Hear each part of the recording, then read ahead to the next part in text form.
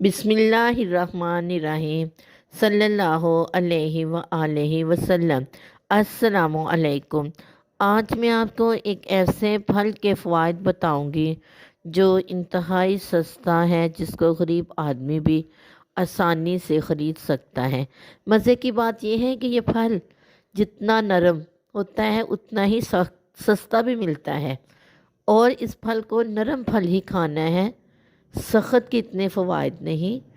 जो नरम होता है वो ज़्यादा पका हुआ होता है और उसके ज़्यादा फ़वाइद हैं। इसको खाने से मोटापा दूर होता है। इस फल को खाने से हाई ब्लड प्रेशर नहीं होता, असाबी कमज़ोरी नहीं होती। इस फल को खाने से जिगर का मसला नहीं होता, मैदा ख़राब नहीं होता। इस फल को खाने से शुगर नहीं होती। ये फल अमरूद है। अमरूद आसानी से बाज़ार से मिल जाता है।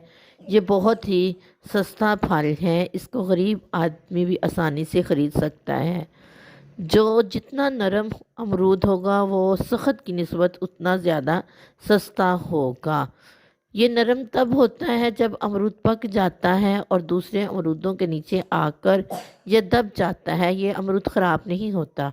ख़राब अमरूद वो होता है जिसमें कीड़े डले हों, उसको हम ख़राब अमरूद बोलते हैं। अमरूद खाने के बहुत से फ़ायदे हैं।